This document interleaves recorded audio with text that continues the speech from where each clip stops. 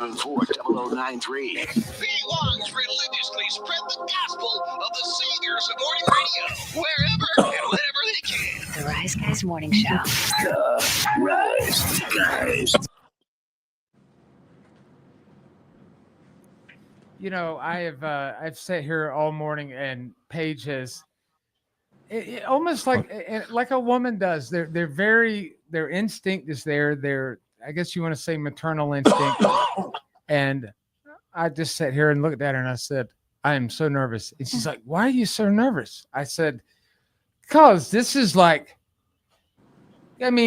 is a huge deal to me. Yep. It's a huge deal to Fat Boy. It's a huge deal to a lot of people right now. Aww. And it is an honor, an absolute freaking honor. Privilege. To talk to the best there is, the best there was, the best there ever will be, Bret the Hitman Hart. Good morning, sir. Nice to talk to you guys.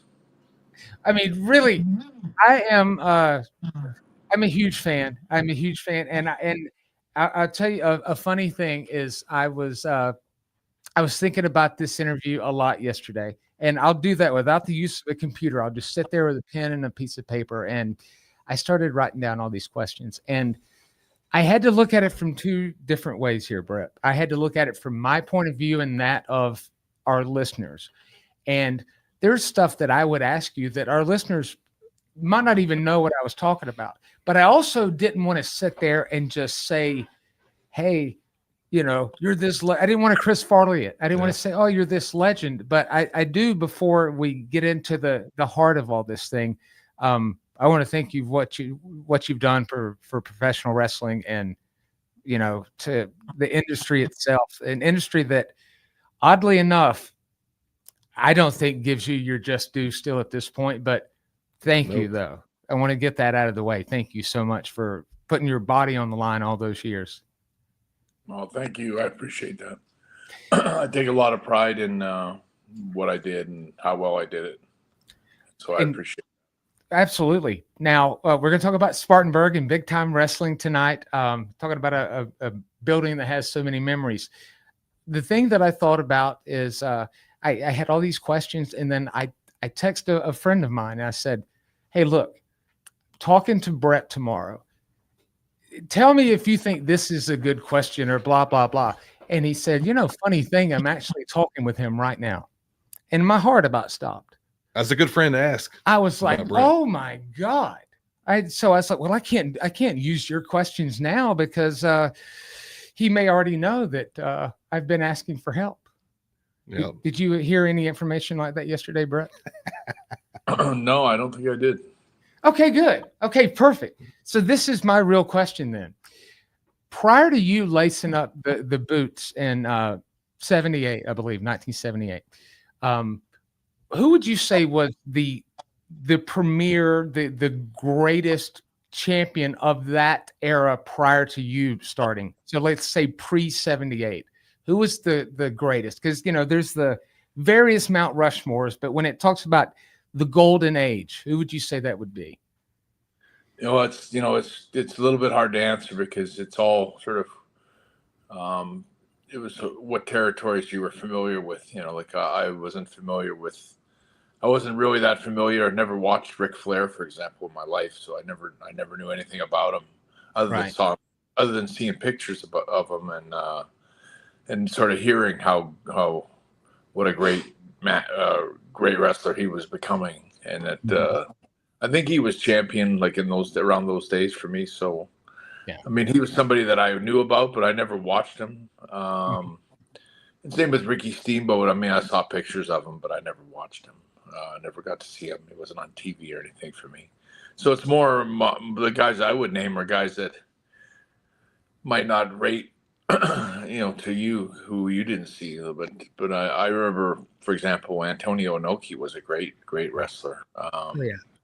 Fujinami was another guy. Tatsumi Fujinami over in Japan was really we're huge marks. Yeah, we are. We really know the guys. I was thinking more, I guess, along the lines of like, you know, Luthez and like those kinds of names, you know, right before the 70s. the Buddy Rogers of the world, stuff like that.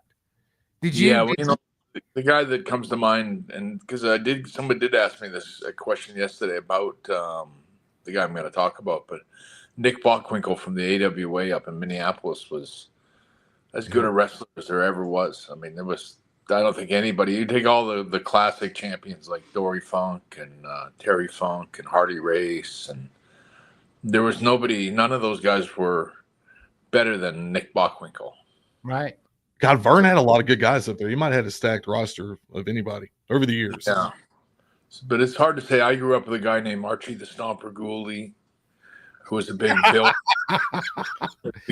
villain in my dad's territory. But to me, he was one of the greatest wrestlers that ever put on a pair of boots. He was such a great villain and such a great worker. Yeah.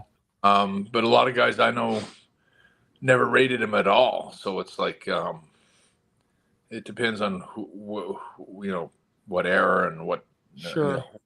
But even I was just gonna say, Fat Boy mentioning AWA, like with Stampede, with your father's promotion. I mean, let's talk not just you. Let's talk about Owen.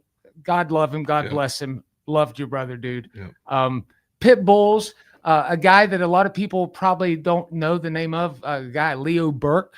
All these guys came out of Stampede. I mean, what was the big difference maker? What was your dad doing differently than everyone else was? Well, it's all sort of,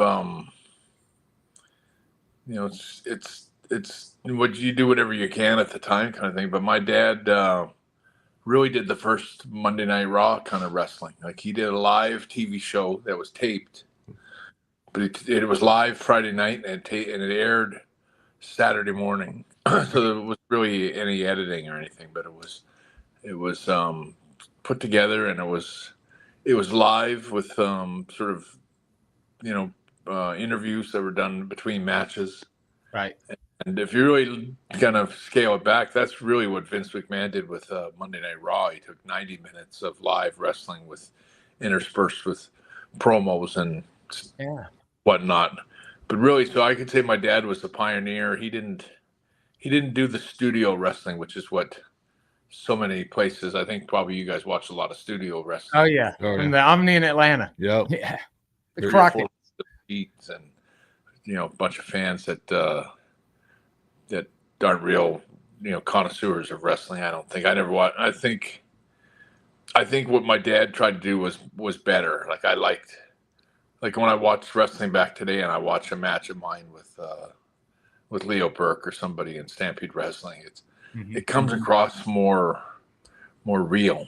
It's like, and compared to studio wrestling that I never really did studio wrestling except for places that I worked every now and then. But right, it was never the same. It was kind of like a cheap way to do wrestling, and I just don't think it gave more character development too with all those interviews and backstage stuff. I mean, it gave excellent. This leads perfectly into my question, Brett, because if you watch the first couple of years of Raw, your parents were featured, in some angles here or there. But I felt personally, Lawler really kind of ripped into your parents. I know it's a part of the show, but were you ever comfortable with the way your parents were used on the show? Did it bother you any? Especially your mom. Yeah, that was brutal, man. It was a funny thing. I'll tell you a funny story is that Lawler was talking about my mom and my dad and Stu putting his teeth in backwards, or I can't remember what it was. He was having a lot of fun saying stuff about my dad, and it was my brother Owen that came up to me and said, "He's going too strong, and I don't like it." And he went to. Oh no! Oh no! Oh no! Anyway, he was upset about it, and I was like, I'll wait till I get home. Like, we'll talk to my mom and dad and see how they are with all this stuff. And we came up to the house. Owen and I both met up at my dad's house. I think Owen might even been a heel then. We weren't necessarily friends yet. Like we had to be careful when we went up to the Hart house. We always kayfabed, and even at home. Thank God. Even at home, there was a lot of the biggest marks in the world are in my house at my dad's house. But anyway, so we would sneak in and then go meet upstairs and talk to my mom and dad. And we went into my mom and dad's office, and they were in tears laughing about Jerry Lawler. Oh, good. They were so, my mom was like, oh, that Jerry Lawler. And she was like, they were having so much fun with it. I remember I looked at Owen and I kind of shrugged my shoulders, and he looked at me. He was like, he was stunned. And because Owen was really worked up about it. And it was like, I was so glad I didn't say anything, because we could tell from just the way they reacted that they were actually having more fun with it than anyone. So, Oh yeah, I thought Stu could handle it, but when you talk about Mom, you get into a certain territory, you know, where it's just too much. Well, he said something about my dad, having a heart attack or something like that. That was what got Owen mad. It's like, what if he did have a heart attack? And it's like, yeah. And I'm like, well, I don't know. What if he didn't? It's like They loved it. It was in the end. It was like we both realized how much my mom and dad really had fun with it, and they weren't worked up about it at all. Well, you're talking to the legend himself, Bret the Hitman Hart, a guy that you'll be able to go tonight and meet and take pictures with and get autographs from at Big Time Wrestling at Spartanburg Memorial Auditorium. He'll be there along with the likes of well, first off, let's say this: a guy that we love is freaking George South. I love George South. He's freaking awesome. But also other legends will be there, like Ricky and Robert, the Rock and Roll Express. Now, you mentioned a moment ago that you had never seen Ric Flair actually wrestle. When you were transitioning into tagging with the Anvil, did you? I know there was magazines and very, very early tape trading, but did you ever get to see like the Rock and Roll Express or the Midnight Express or any of those tag teams in the old Crockett days? Did you ever get to see that? Every once in a while you'd wrestle somewhere where they would come on TV and you could see it, but it was usually like Ric Flair. To be really honest, I never saw him. Like, I'd see him on TV on a Saturday when I was packing my stuff up and getting ready to go to the airport or something. Yeah. But I'd look and I'd see him on TV, but he was never wrestling. He was always cutting a promo or building into, or they showed a highlight of his match or something, but I never got to really watch him. Mm-hmm. And same with the Midnight Express. I got to see different times, different matches with different guys, but I don't know that I ever saw their best stuff. I don't really know what I watched. I have an idea of what they were like and how, but I never really got to have someone say, "Here, these are the best 5 matches they ever had," in my opinion. Something like, you really got to watch these. Like I wish I could. I would love to sit down and watch. Right. I've always heard really, really good things about them. So they're certainly respected far and wide. So. Stu didn't ever have scaffold matches up there in Canada. Yeah. Like, would you? So. Yeah, right. Not in the basement. I seen them a little too low. Yeah. The ladder match and cage match were regulars in Stampede Wrestling, but but scaffold, my lord. Bret, your history with Vince McMahon is legendary. It goes without saying. I think it's fair to say, maybe hot and cold over the years. Do you ever foresee a future where Vince is back in the wrestling business, or is it over? Only if he buys another business. He's got enough money. I heard something about him and Hulk Hogan might open up some kind of wrestling company or something. But I mean, I don't have a lot of faith in that matchup. Do you think business? Vince had a great mind. I don't know, like from what I gather, talking to young wrestlers that are in WWE today, that Vince became a big obstacle to getting things done at the end. He became almost too much of a tyrant, or he seemed to be unhappy with everything everybody was doing, and so would scrub ideas midway through the show. And I had a lot of people tell me that since the day he left, it's been tranquil and business has been better, and everyone has a better attitude. So I mean, Vince may have just burned himself out after a while. Where how many ideas can a guy come up with in wrestling storylines and stuff? I can see that. Now, the mark in me, Bret Hart, has to ask you this: when you heard the news about Vince and the removal of as CEO and this, that, or the other, like, would you say that? What did you do when you heard that? Was there one of those Bret Hart smiles? I mean, what was literally going through your mind when you heard that? Well, I immediately thought, and I still do, that I should draw it all on a blackboard drawing. You're a great artist, by the way. You are. You're a great artist. I would love to draw some of that for the wrestlers in the dressing room. Oh yeah. I would draw that on the blackboard, and it would just be so everything that happened, John Laurinaitis and just the page that they were doing with that poor girl. Shame on all of them. I mean, that's just terrible. I don't know. I've always been, I've had ups and downs with Vince McMahon, and in a lot of ways I have a lot of respect for him. But at the same time, I find what happened there inexcusable, and just there's no place for that. I think Vince McMahon became a predator and used wrestling as his backdrop for all of his sort of evil. And it just tells me that too much money can turn you into a bad person. And, it's true. You can have money can buy everything, but power, and that's the thing that a lot of people like that seek, is that power and that domineering kind of style.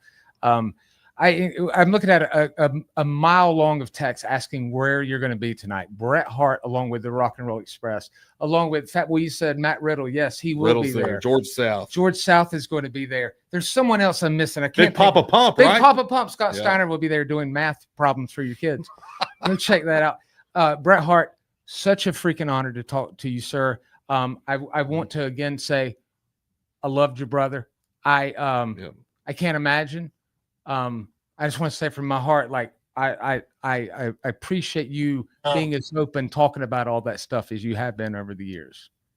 Well, I miss my brother Owen too, and I feel that his legacy's never waned. People have remembered him and will always remember him. So yeah. Bret Hitman Hart, God bless you, sir. Legend. Everybody will see you tonight in Spartanburg at the auditorium. Thank you, sir. All right, thank you. You guys take care. God bless you too. Thank you. God bless you. Oh, Paige, look at me right now. I know. Got the bumps on my arms. That was nice, man.